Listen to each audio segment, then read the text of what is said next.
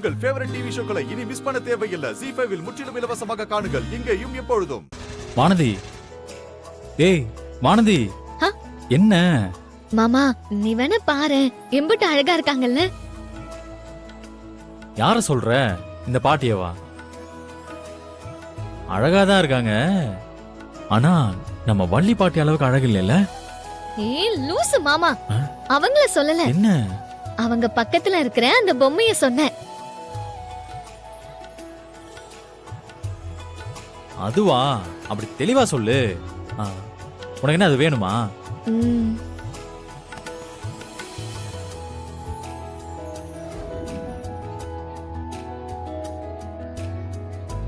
பாட்டி, அந்த பொம்மை ஒண்ணு கொடுங்க பாட்டி. எவ்வளவு அது? 200 ரூபாப்பா. இல்ல இல்ல மாமா, நானே வாங்கிக்கிறேன். ஏய், நீ கொடுத்தா என்ன, நான் கொடுத்தா என்ன, ஒரே காசு தானே, நானே கொடுத்துறேன். ப்ளீஸ் நானே கொடுத்துறேன் மாமா.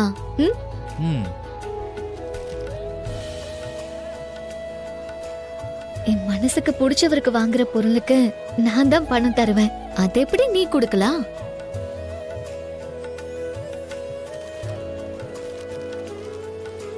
என்னங்க? சரிம்மா, இந்தம்மா பத்திரமா எடுத்துட்டு போமா.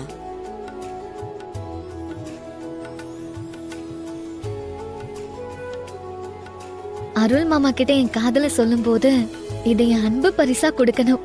மாமா அப்படியே அசந்து போகுது. இப்ப என்ன, உனக்கும் அந்த மரத்துல சீட் எழுதி கட்டணும் அதானே? ஆமா, நானும் அந்த மரத்துல என்னோட வேண்டுதலை சீட்ல எழுதி கட்ட போறேன். நீ வேண்டான்னு சொன்னாலும் நான் செய்வேன். மகாராணி ஆசைப்பட்டா அதுக்கு நான் குறுக்க நிப்பனா? வாங்க போலாம்.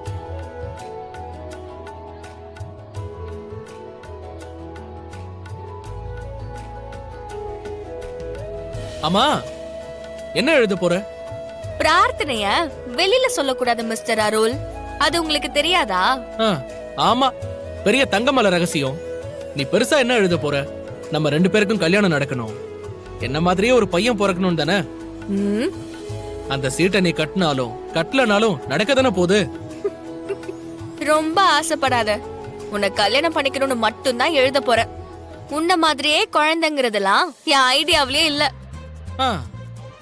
என்ன மாதிரி குழந்தை பிறக்கணும்னு தான் எழுத போற.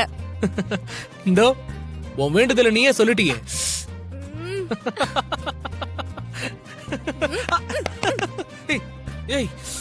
ஏன்டா இப்படி பண்ற? வெளியில சொன்னா பலிக்காதுன்னு சொல்ற, இப்படி சொல்ல வச்சுட்டு சிரிக்கிற. சரி விடு, நம்ம சாமி தானே, கோச்சுக்க மாட்டாரு. நீ என்ன நினைக்கிறியோ அதை எழுதி அந்த கயிறை இந்த மரத்துல கட்டு. சீக்கிரம் நான் உன் கழுத்துல தாலி கட்டுறேன். இதெல்லாம் நல்லா பேசு மாமா. இந்த மரத்துல சீட் எழுதி கட்டினா நம்ம நினைச்சதெல்லாம் நடக்கும் போல. நானும் என் மனசுல இருக்கிறத எழுதி கட்ட போறேன். எழுதி கட்டுற அளவுக்கு உனக்கு அப்படி என்ன வேண்டுதல் இருக்கு வானதி? நீ படிக்கிற காலத்துல இதை எழுதி இருந்தா கூட 6ஆம் கிளாஸ் பாஸ் பண்ணிருப்ப. அப்பெல்லாம் விட்டுட்டு இப்ப என்ன எழுத போற? நீ என்னமோ படிச்சு முடிச்சு பட்டம் வாங்கின மாதிரியே சொல்றிய மாமா. நான் 6, நீ 8 தானே. நீ எழுதி கட்டி பாஸ் ஆயிருக்கலாம்ல. நீயும் பெயில, நானும் பெயில, என்ன மட்டும் குத்தி காட்டுற? உன்னை யாரு இப்ப குத்தி காமிச்சா? சரி நீ எழுதி கட்டிரு. என்னங்க? என்னம்மா? திடீர்னு கோயிலுக்கு போலான்னு கூட்டிட்டு வந்திருக்கீங்க. ஏதாவது வேண்டுதல் வச்சிருக்கீங்களாங்க? வேண்டுதல்லாம் ஒண்ணும் இல்ல, என் மனசுக்குள்ள ஒரு குழப்பம் இருக்கு. அந்த குழப்பத்தை தீர்த்து வைன்னு சொல்லி இந்த கோயிலுக்கு வந்திருக்கேன். அப்படி என்னங்க குழப்பம்? என் 2 தங்கச்சிகளோட பொண்ணுங்களையும் நம்ம பையனுக்கும் என் தம்பி பையனுக்கும் கட்டி கொடுக்குறேன்னு வாக்கு கொடுத்துருக்கேன்ல, அதுலதான் ஒரே குழப்பமா இருக்கு. நம்ம பையன் கரிகாலனுக்கு வானதியை கட்டி கொடுத்தா சுப்புலட்சுமி என்ன நினைப்பா? வசதி இல்லாதனாலதான் அவ வீட்டுல எடுக்காம வரலட்சுமி வீட்டுல பொண்ணு எடுத்தேன்னு சங்கடப்படுவா. சரி நந்தினியை கரிகாலனுக்கு கட்டி வைக்கலான்னு பார்த்தா வரதம் வரைஞ்சி கட்டி சண்டைக்கு வருவான். சரி இவங்க தான் இப்படின்னா கல்யாணம் பத்தி கேட்கவே வேணாம். அவ பையன் அருளுக்கு நந்தினியை கட்டி கொடுத்தா வானத்துக்கும் பொம்பியும் குதிப்பா. ஏன்னா அவங்க வசதியில கம்மி இல்லை, அது அவளுக்கு பிடிக்காது. இப்ப நான் யாருக்கு யாரோட முடிச்சு போடுன்னு தெரியாம தான் நான் இங்க வந்திருக்கேன். இத பாருங்க, எல்லார் மனசும் சந்தோஷப்படுற மாதிரி யாராலையும் ஒரு முடிவை எடுக்கவே முடியாது. ஒருத்தரோட சந்தோஷம் இன்னொருத்தருக்கு வருத்தமா தான் இருக்கும். அதனால நல்ல முடிவா நீங்களே எடுங்க. நம்ம பிள்ளைங்க எப்பவும் நம்ம பேச்ச மீறவே மாட்டாங்க. அந்த முடிவு என்னங்கிறத அந்த சாமி கிட்டே கேட்டுருவோம்.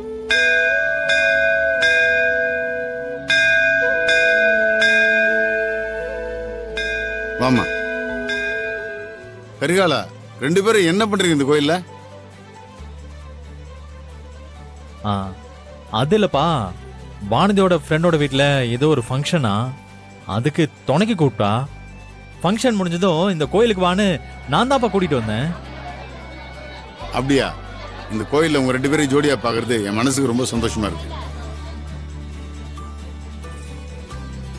வானதி, வாமா, எங்க கூட வந்து சாமிக்கு அர்ச்சனை பண்ணிட்டு நாம எல்லாரும் ஒன்னாவே போலாமா? இல்ல அத்தை, வீட்ல லேட் ஆச்சுன்னா அம்மா தேடுவாங்க. நான் போறேன். பாருங்க இவள. அம்மா, நீங்களும் அப்பாவும் பொறுமையா சாமி கும்பிட்டு வாங்க. நான் வானதியை போய் அவ வீட்ல விட்டுட்டு வந்துடுறேன். டேய் வந்து சாமி ஆ? கும்பிட்டுட்டு போடா. சரி, வரமா வரப்பா. என்னடா என்னங்க இவன்? கரிகாலனுக்கும் வானதியும் கல்யாணம் பண்ணி வைடான்னு அந்த சாமி அடையாளம் காட்டிருச்சு. இனிமே நல்ல காரியத்தை தள்ளி போடக்கூடாது. சீக்கிரமே அவங்க 2 பேரும் கல்யாணத்தை முடிச்சிட வேண்டியதுதான். சரியா? சரிங்க. போலாம். ஏன் மாமா இம்புட்டு வேகமா போற? ஆ, வேகமா ஓட்டுறானா? ஆமா, பயங்கர வேகமால போற. இன்னும் மெல்ல ஓட்டு, காருக்கு வலிக்க போகுது. நானே அவசரத்துல இருக்கேன், நீ என்னடானா காரை உருட்டுன்னு உருட்டிட்டு இருக்க. வேகமா போ மாமா.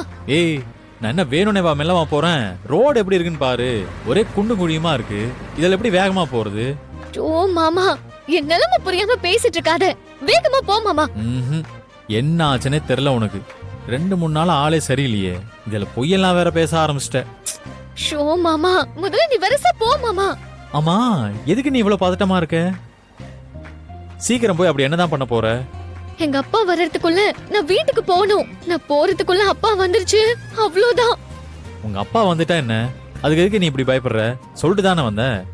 அவர்கிட்ட எங்க நான் சொல்லிட்டு வந்தேன்? அம்மா கிட்ட தான் சொல்லிட்டு வந்தேன். அவரை பத்தி தான் உனக்கு தெரியும்ல. அங்க போவாத இங்க போவாத ஏதாவது ஒண்ணு சொல்லிட்டே இருப்பாரு. இப்ப அவருக்கு தெரியாம வேற வந்திருக்கேன்னு தெரிஞ்சா அவ்வளவுதான், கொன்னே போட்டுருவாரு. சரி சரி, பயப்படாத, வேகமா போயிடலாம்.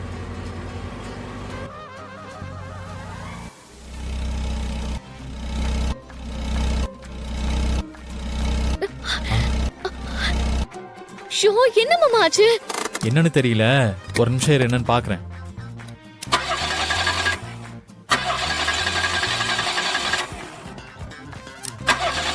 என்னாச்சு மாமா?